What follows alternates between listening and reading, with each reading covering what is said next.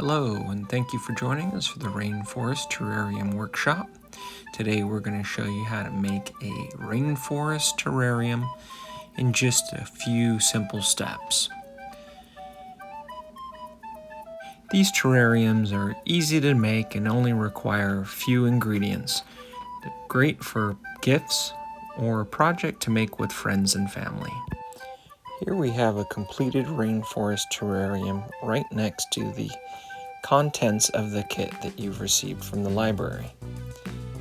We're going to show you in just a few simple steps how to make one of these really cool and really fun terrariums of your very own.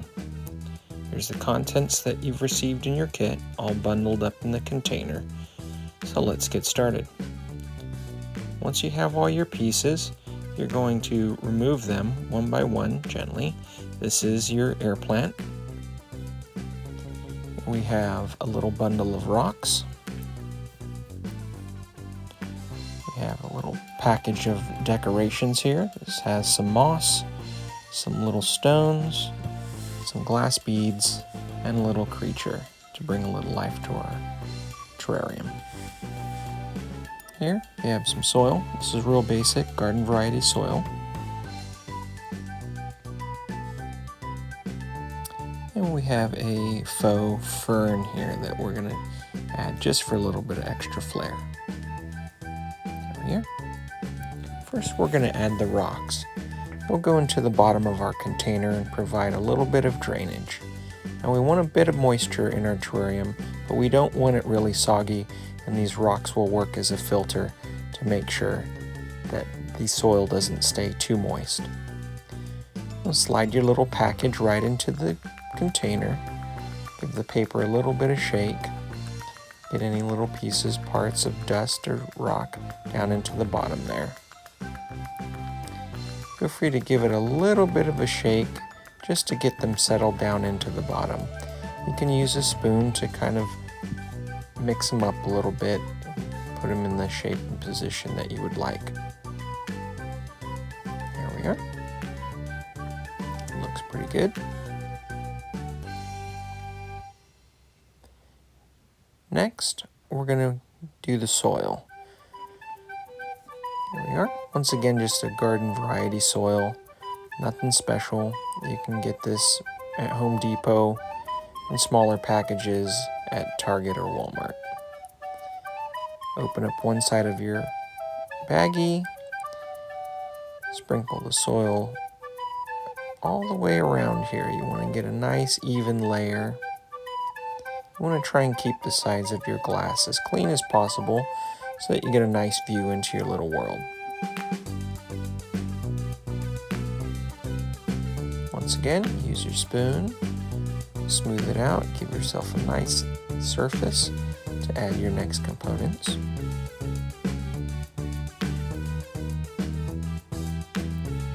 There we go.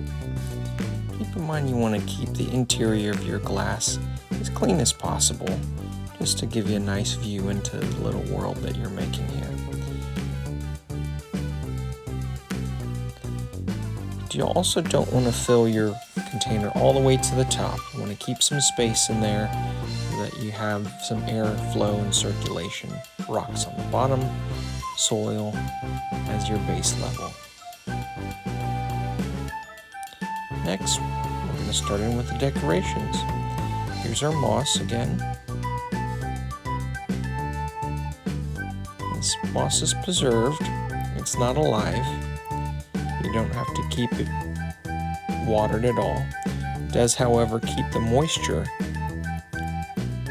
in your terrarium so you don't have to continuously water it. You don't want this really soggy. You only want to water it every 7 to 10 days, and even then just maybe a teaspoon of water at a time. I'm going to go ahead and add a couple of these glass beads here.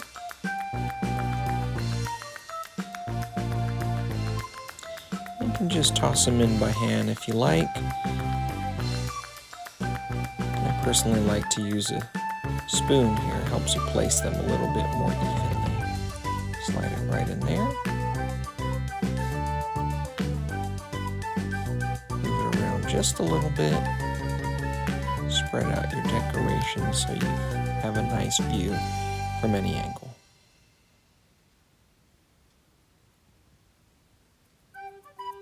There we go. Okay. First portions of decorations, looking good. Spaced out evenly. Next, we'll use the big centerpiece stone. You can use any rock as long as it's clean. If you have one of your very own, feel free to use that in lieu of the one in your package. Using the spoon, gently setting it in there. This one's a little bit heavy, and you don't want to clank it up against the glass if you can avoid it. Okay, looks pretty good. That's going to give us a nice spot for the next step, which will be our frog. This is my personal favorite part. Brings a little bit of life to our terrarium. It will vary from kit to kit, so don't be surprised if you get a red one or a purple one or a green one. Slide them right in there. Adjust it how you see fit. You can even have them hiding in the moss if you like, or sitting directly on top of the stone. We'll put them up front here, tuck them in. It looks pretty good. Alright. Next we have our air plant. Now the air plant doesn't require any rooting, so you don't need to dig a hole. When you water this air plant, you can actually take it out of the terrarium altogether. But we'll just set it right in here. Give it a little bit of nest. It doesn't need to be buried.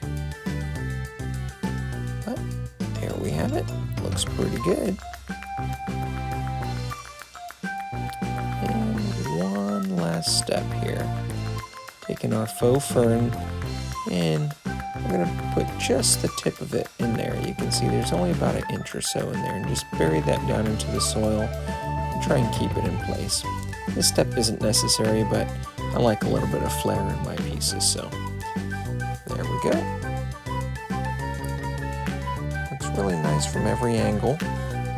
There's no wrong answer when you're putting these together. It's all about your voice and your vision, so feel free to change it up. There we go.